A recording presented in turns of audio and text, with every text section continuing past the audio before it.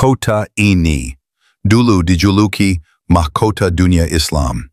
Disinilah para ilmuwan, filsuf, dokter, ahli astronomi, dan penerjemah dari berbagai negeri berkumpul. Inilah kota yang pernah mengubah dunia dengan ilmu pengetahuan.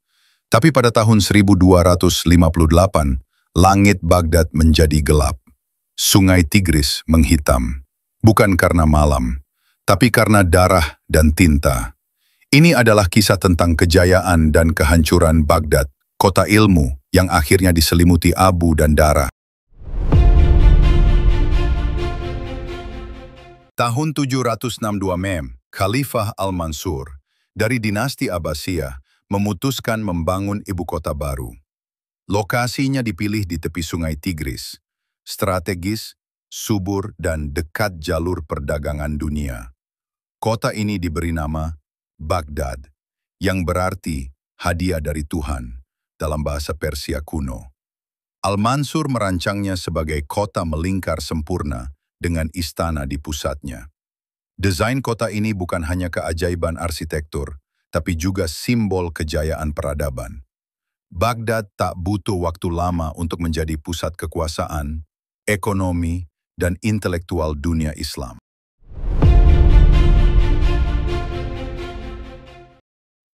Di bawah kepemimpinan Harun al-Rashid dan putranya Al-Ma'mun, Baghdad mencapai puncak keemasan.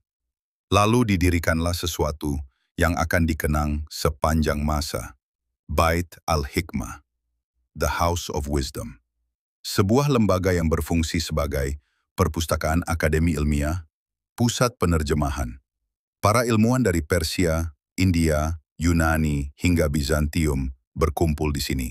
Mereka menerjemahkan karya-karya Aristoteles, Pythagoras, Hippokrates ke dalam bahasa Arab.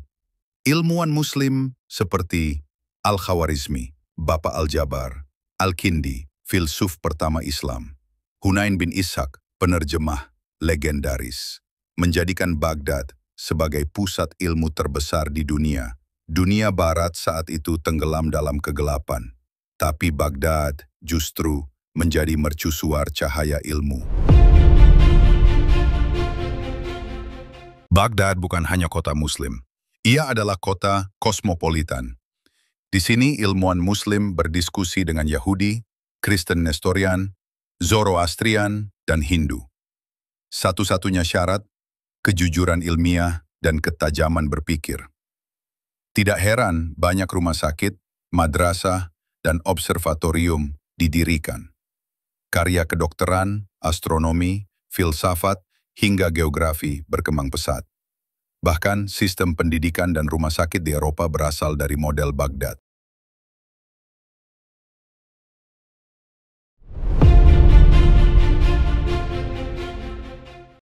Tapi, seperti banyak peradaban besar, kejayaan itu perlahan retak dari dalam. Dinasti Abbasiyah mulai melemah karena korupsi, fitnah politik, munculnya kekuatan lokal seperti Bani Buwai dan Seljuk Baghdad yang dulu pusat persatuan Islam, kini menjadi kota yang penuh konflik internal. Di luar, ancaman Mongol mulai menyintai, tapi para khalifah sibuk bersaing, memperebutkan kekuasaan.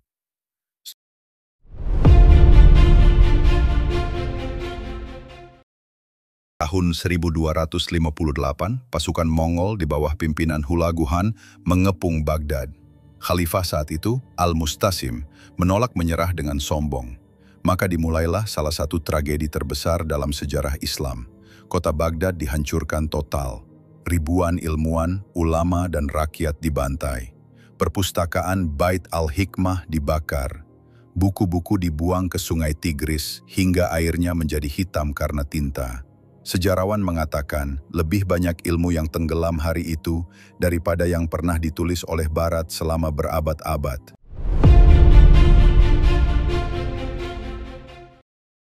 Baghdad mungkin telah dibakar, tapi cahayanya tak pernah padam. Warisan Baghdad masih hidup dalam rumus matematika, dalam prinsip kedokteran, dalam semangat keilmuan Islam. Tapi pertanyaannya, apakah kita hari ini sudah benar-benar menghargai warisan itu? Apakah kita sedang membangun peradaban atau justru mengulang kebodohan masa lalu? Baghdad adalah pengingat bahwa ilmu bisa mengangkat sebuah umat, tapi lalai bisa menjatuhkannya dalam sekejap. Inilah kisah Baghdad, kota ilmu yang pernah menerangi dunia, tapi akhirnya diselimuti abu dan darah. Jika kamu suka konten seperti ini, jangan lupa like, komentar, dan subscribe. Sampai jumpa di episode berikutnya, hanya di Historia Islam.